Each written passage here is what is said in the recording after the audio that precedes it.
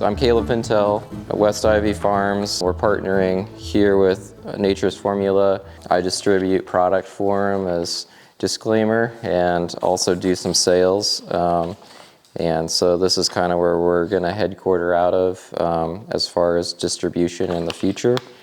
So we're pretty excited about that. This is my 9th season using these products, and so I don't think I can say that about any other product that I've used on my farm. I don't think I've used another one for 9 consecutive years. So to get into I guess how kind of the field day is going, we're going to look at the dual crop field that I have, and it's no-till, it's under irrigation. You can see the hybrids there, so DeKalb 6289, and then the soybeans that are in there 27 XF3s, and it is on 8 rows, so it's 8 rows of beans, 8 rows of corn, does that throughout the field. I was asked earlier, I do have a platform head for each of the 8 rows, so I can take out the beans or the corn first, depending on what I need to do or want to do there. And then I know some other people that do it. They'll take out their corn first, and then they have a big draper head. They'll come and clean the rest of it up and run through the stalks. So that's the population breakdown on the row numbers is on the front page of what I planted and what you'll be seeing there.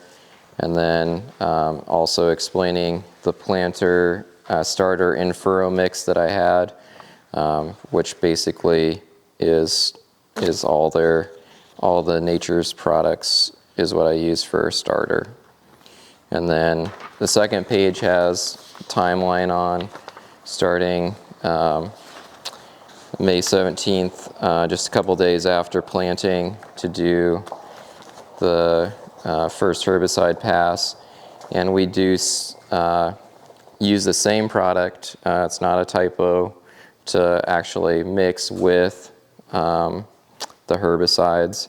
And when I say a half rate, you can see that you can use, obviously like a 32 is pretty normal, and I use 16, so I cut my herbicide in half and still can keep it clean because this also acts as an adjuvant in there. So then June 6th, I did a Coulter machine pass with 125 pounds. I also reduced my fertilizer.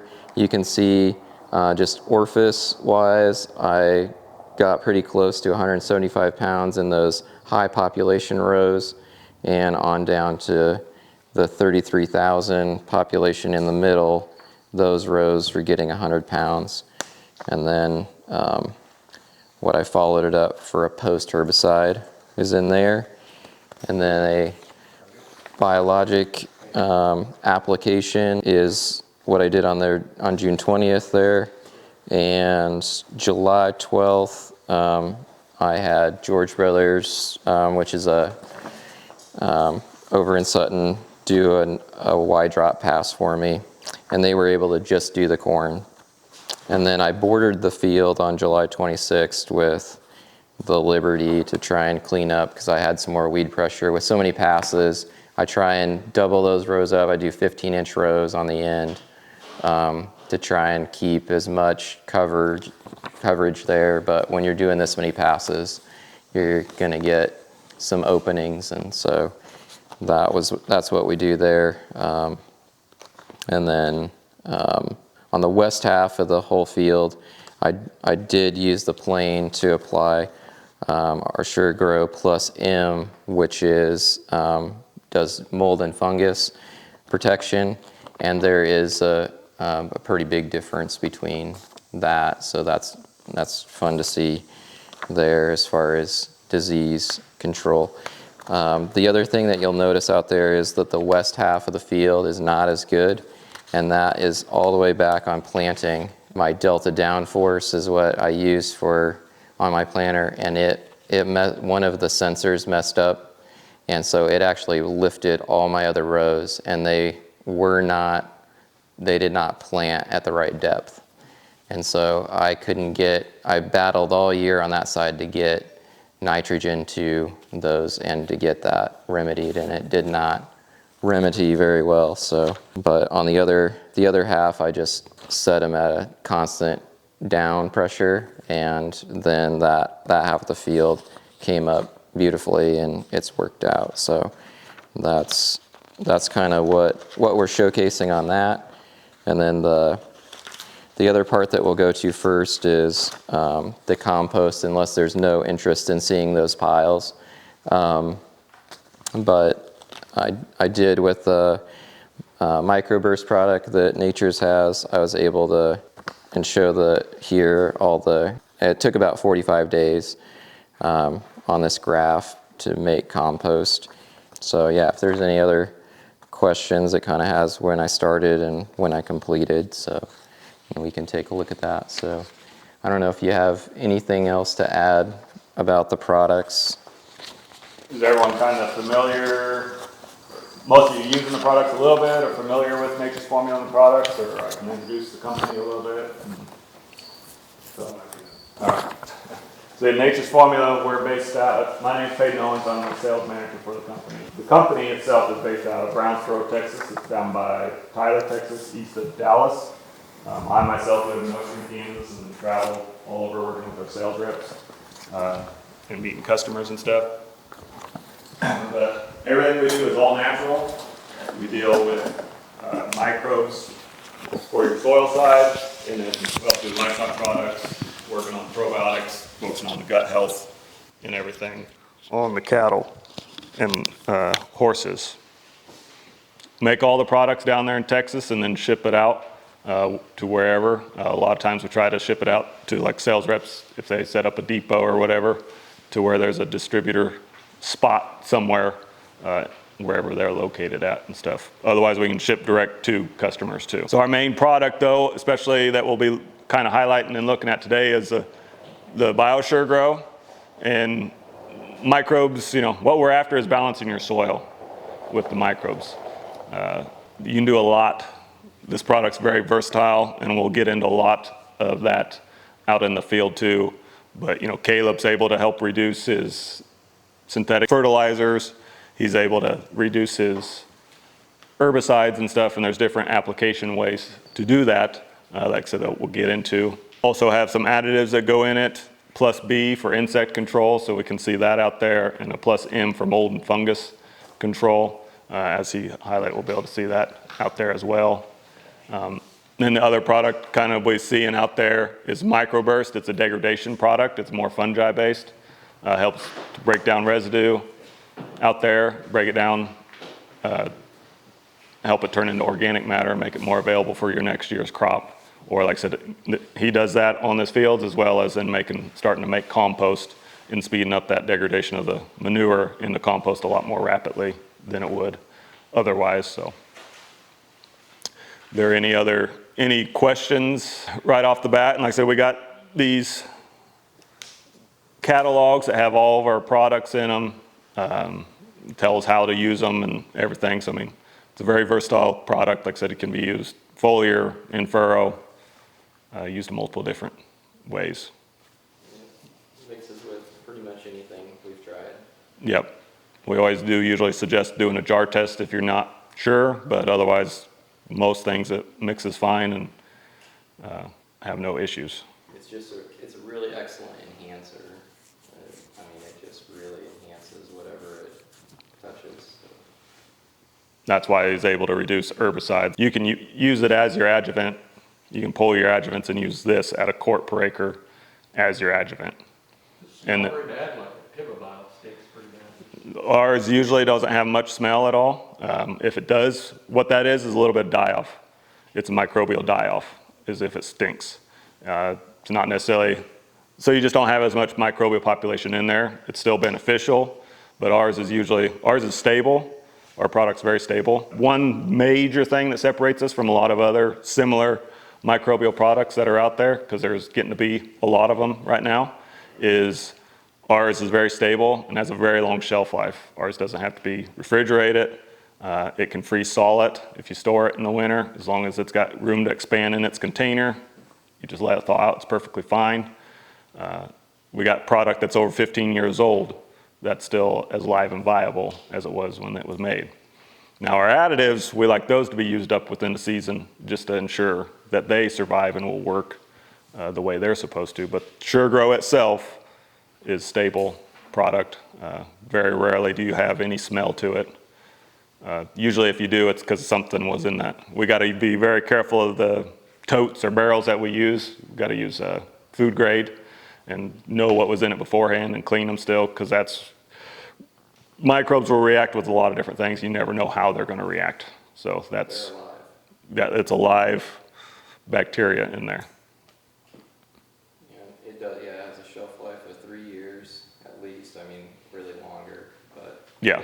I mean, most people don't keep it on their farm, but we got stuff down at the facility that's 15 years old that they still test just to see how long it's going to go. Company's been in business over 10 years, but the product, SureGrow itself, was made like actually in the early 90s. Bill, the owner and founder, inventor of all the products, did bioremediation in the oil fields. He was able to, along with the microbiologist, clean up spill sites in situ without digging with microbes to non-detect levels in 30 days. So that's how he learned about microbes and got to just play it around with it. He's all self-taught. He didn't go to school for this or anything. He's just a very smart individual and sees the world a little bit different than most people, and like I said, knows how to essentially, manipulate the microbes to do what he wants them to do within the soil, or for that matter, livestock too. Is that microburst usage you applied some in the fall? Yeah. Does it affect grazing stalks for cows?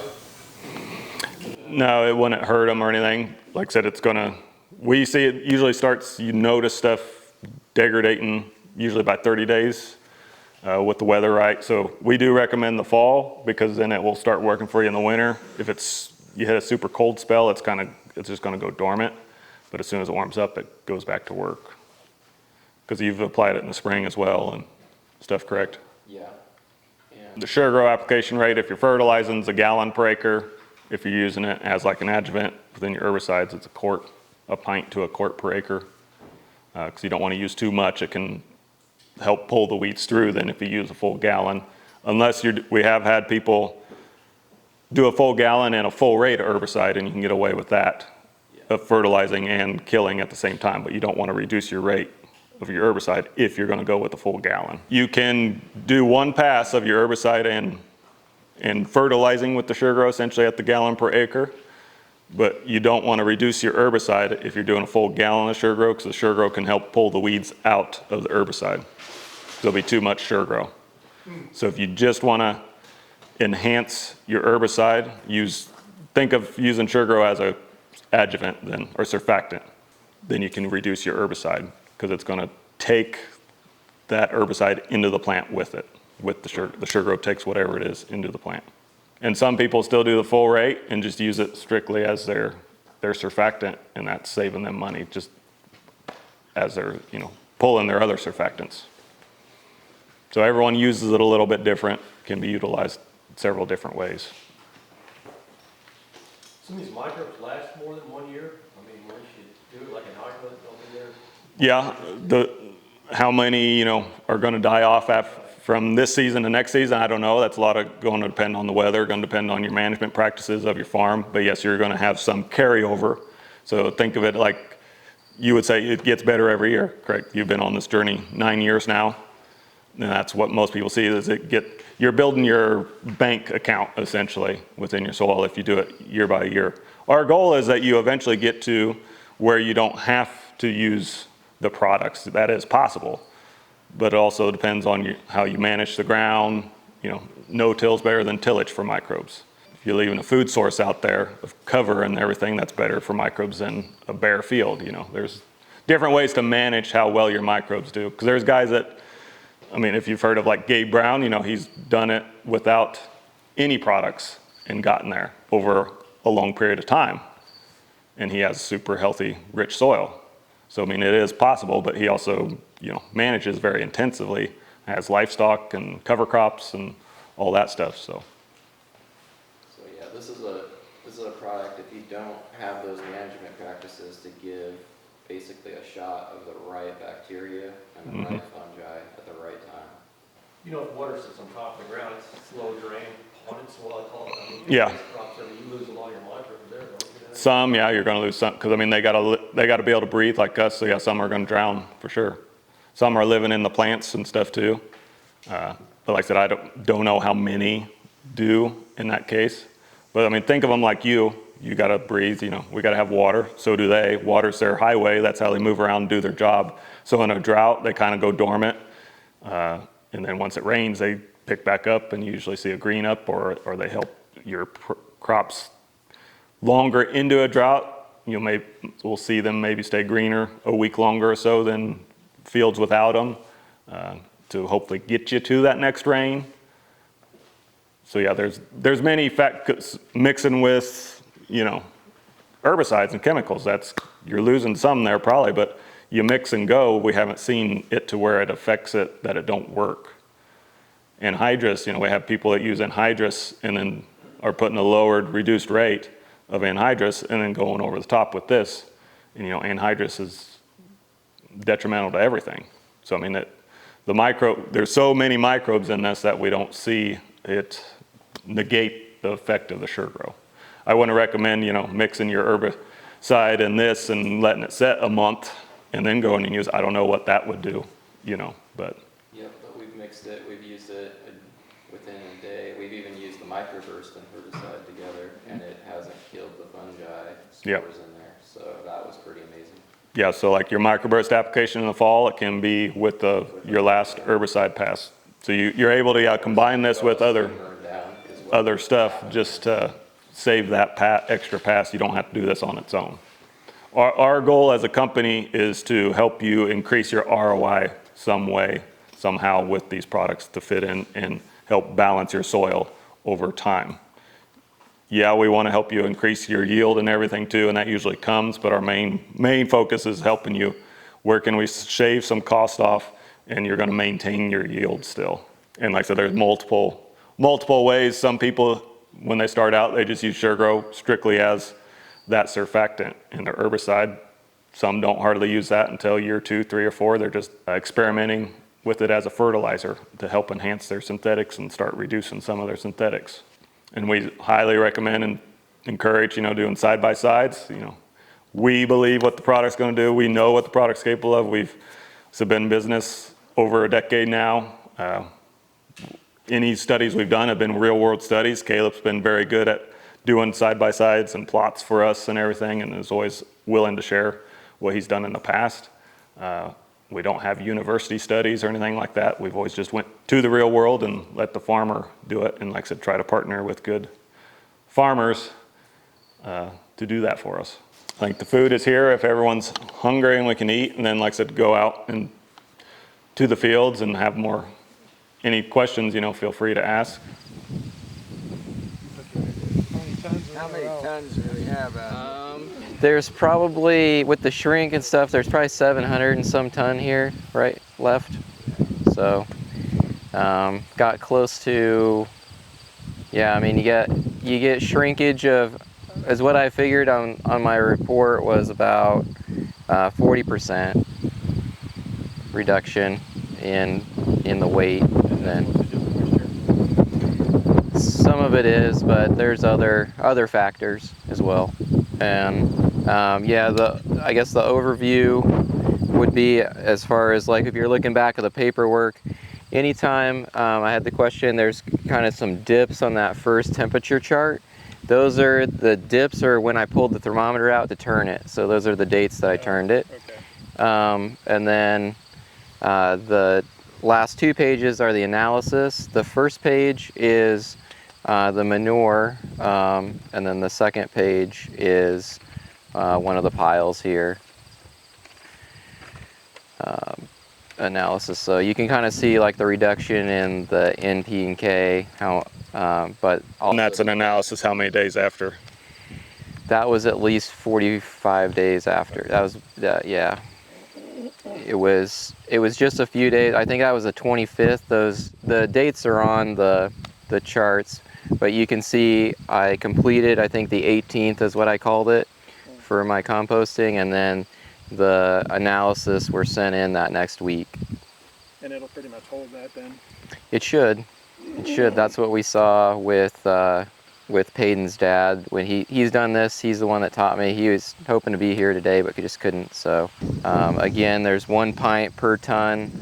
We just added up the tickets that we got from this manure came from up by Henderson.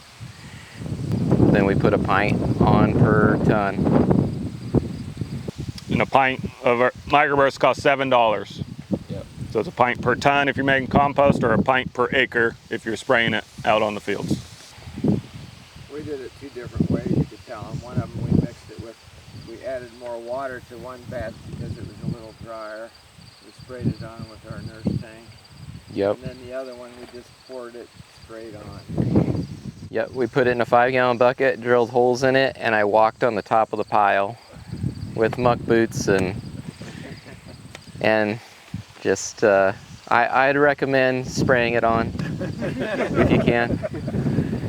Although we got, it started working faster. I did notice with just putting it in the bucket directly and walking along and dumping it directly in the pile. That concentration is so high that it really, that next day, and I turned them right after I applied it both times. So, Then you felt that makes it good enough to... yep, mixed it up good enough. Otherwise it will migrate, so the fungi and stuff are really, they'll go where the food source is, and they're gonna pick the easiest stuff first, and they'll come back if they're still viable and haven't completed their job and converted. So, but yeah, I'll pull out a couple. You can look anywhere. You can, at this point, you should be able to dig with your hands, but if you want.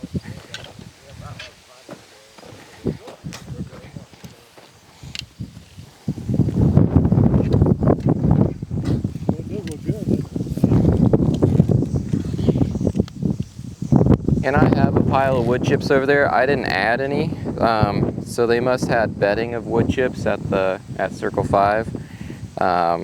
So that all these wood chips came with the first mix.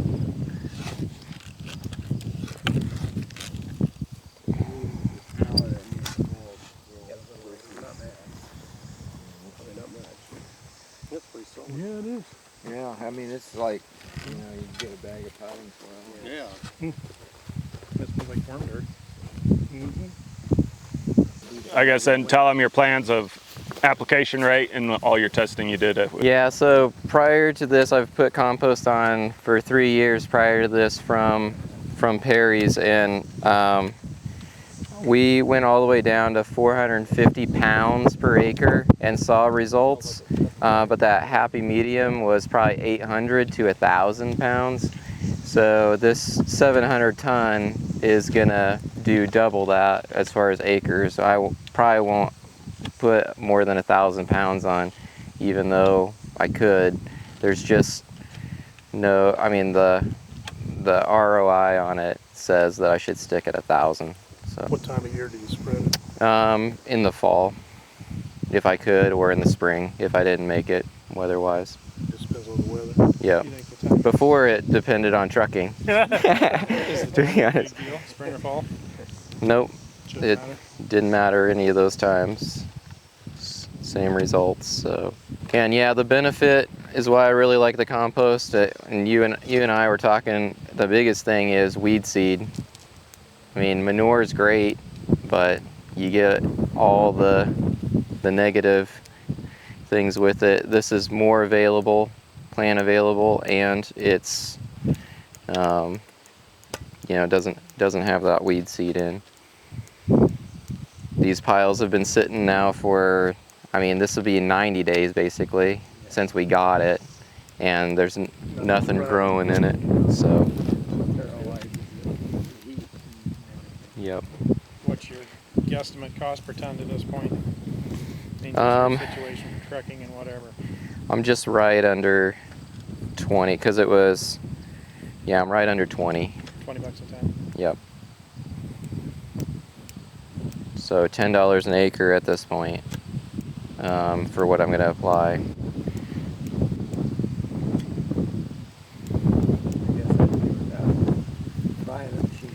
Yep.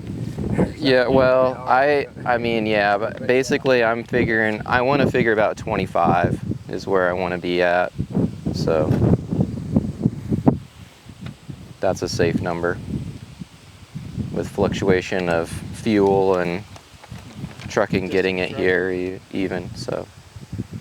What are the barrels for? That's just my markers. I just had it so that the trucker knew to dump in this line. Just running a big manure spreader? Or? Yeah, it's a litter spreader, Okay. Chandler brand one. It's just got the wheels on the back. And your variable rate or just one? Just one. Yep. I just set it like over applying potting soil. I don't know that you can. Got a guy up at Spalding using the microburst, and he's got dead chickens in his manure, and the microburst is degrading the whole chicken, anything that's inside, within like 30-60 days or something. I pulled some ears that are on the barrel there today, treated with SureGrow. This also had the Plus B on it, and I think the bug control did pretty good. That's just out of this field here, dry land, with the SureGrow Plus B on. When we put the seed treatment on. Yeah, the seed treatment. But that kind of takes care of all the bugs, you know, other diseases and stuff. Mm-hmm. Yep. All right. So yeah, the outside row you're looking at 53,000. Last year was my first time doing this.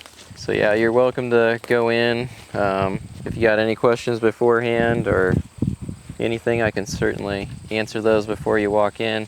Again, the outside row 1 and row 8 are at 50, 54, and then 47, row 2, 7, and then the 4 inside rows I put at 33.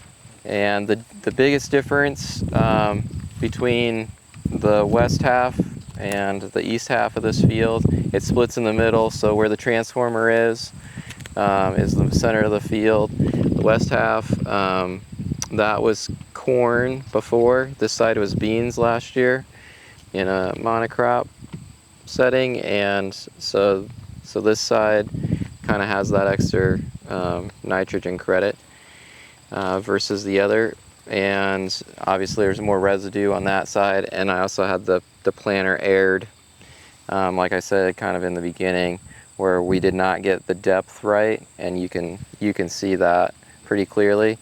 The other thing that west half has is it has a airplane application of SureGrow with the Plus M, so that's our mold and fungus protection.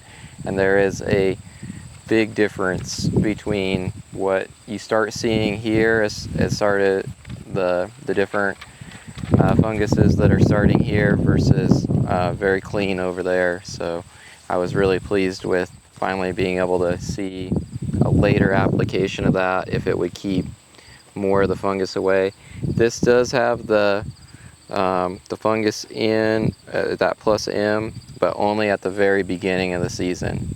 It got a shot of it on the seed as part of the biocharge seed treatment. So that's the only thing it has on this side. So there's no other fungicide, no pesticide on this side. And not as the seed treatment either? No fungicide, insecticide seed treatment on your corn or your beans? This has the seed treatment of it, but it doesn't have that late pass with the airplane. With our seed treatment, we call it biocharge, and it's a concentrated version of SureGrow Plus B and Plus M. And we recommend, protect the seed in the ground and then as a seedling, but then it's not enough to keep it later on in the season like this. So then we still recommend that 1 gallon with Plus B Plus M applied, which he did on that side of the field, but not this side, that extra gallon. Have you done any hand yield checks by row in the past? No, I haven't done any on this, or last year we did on that field and stuff, and it came out. I mean, it was my best corn, so that's why I did this program again. So second year trying this. First year in this field. Are you thinking in the future of rotating, like where your corn is, putting it in the beans? Yes, so the other field, it got hailed pretty good. The other field, that's exactly what I did. Where the beans were, I put the corn. Where the corn was, I put the beans. And what's the goal or idea of doing dual cropping like this? What's your purpose for doing it? The goal is that you can just get the sunlight in and be able to keep a crazy population number like in the 50,000s, not only alive but thriving from an economic standpoint. You need less acres to grow more, and that's what we should achieve here with there is more work involved, but with technology it's getting a lot easier to the planting really isn't a problem. That doesn't really slow us down, but you need extra passes for just the corn as far as fertilizing, and so there's some efficiency loss there, but that's really the main drawback. And it's harder and harder, as Doug knows, to find a herbicide plan to keep this clean. So the soybeans are planted in the when it's in the strips, it's 100,000. This outside, I did the outsides first the day before when I had soybeans in the whole planter, and so I was able to do around it, and then I switched one of my hoppers to corn and then did strips. So that's how I achieved that. Well, you use corn plates to plant the beans. I did use the corn plates in the precision planting system to plant the beans, and they will spin fast enough to plant 100,000.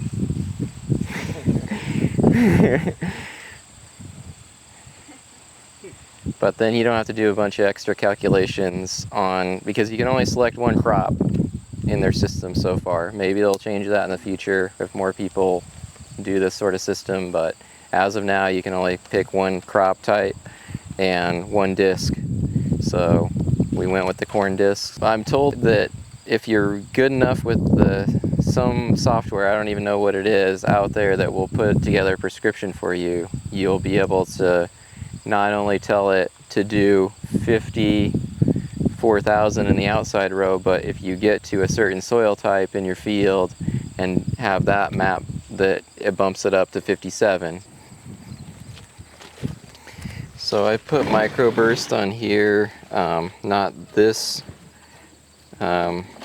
year, but last year, and it's kind of got the signature eating the hole all the way through.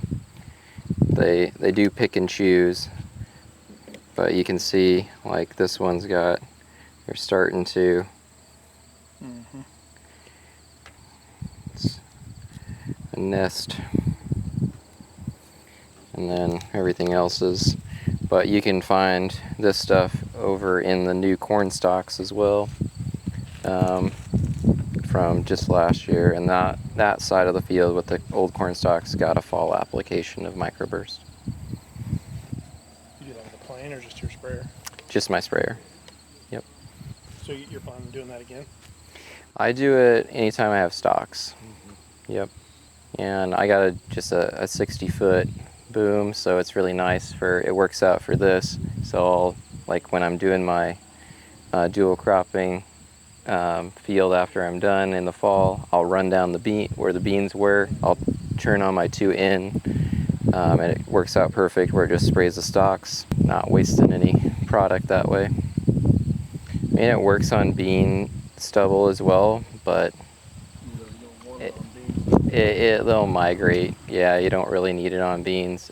The beans the next year, because there's mycorrhizal in the mix. So the next year, that sets up for the beans to have it there. If you really want to see the showcase of 1 year of microburst, you're going to see some of that same stuff even in there. So it works pretty quickly. As you can see with the compost too, I mean, making something from raw to that in 45 days is pretty amazing. So will that play out eventually, or does it pretty much stay just soft like that and chewy? Or will it keep going to nothing? It pretty much I mean, the residue was, you know, irrigated residue. It was really thick. And well, even last year, it was still matted the ground nice. And now there's plenty of, you know, there's more soil that you can see than matter. So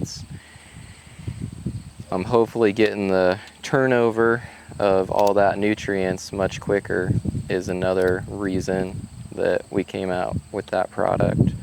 So this would have been sprayed last fall? Yes.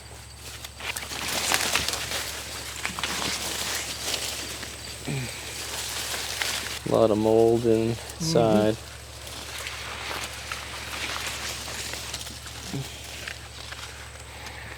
You do any check strips without it, or is it just did the whole field? I just did the whole field. After the first year, I did check strips, and then I was convinced enough. I've been doing it whole field since. So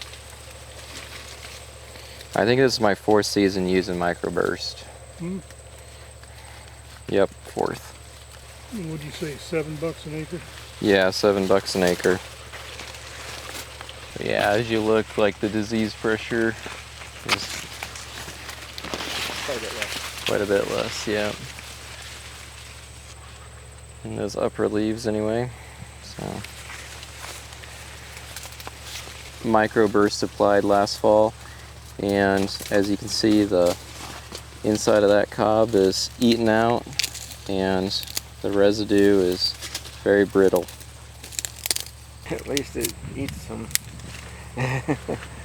A little easier on the equipment then. I had one guy tell me that using a different one. He could tell the difference just on his tires. Oh yeah. So I'm sure you guys are seeing the same thing. Yeah. 2 years ago when we had it, with the two sides Yeah. were completely different. This side had the microburst on it, and there was a remarkable difference in the volunteer. So it just degrades that seed enough that it just won't start. Anything on top of the soil. It'll do it, huh? Yeah. So there you go, that's what it tries to do to one that has kernels on yet. It eats the inside out. I'll be darned. That's pretty amazing. Yeah.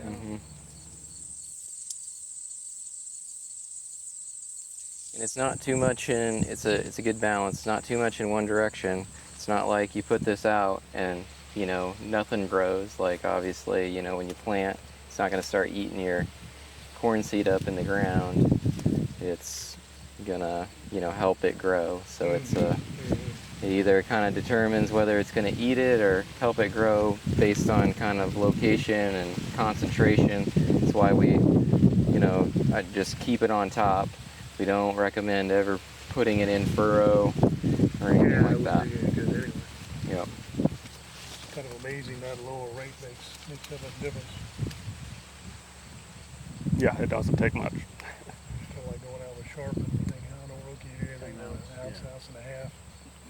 Well, I imagine you guys probably need to get back to work, huh? Thank you for coming. Thanks. Good. Thank you for coming. Thank you. Yep, absolutely. See you later.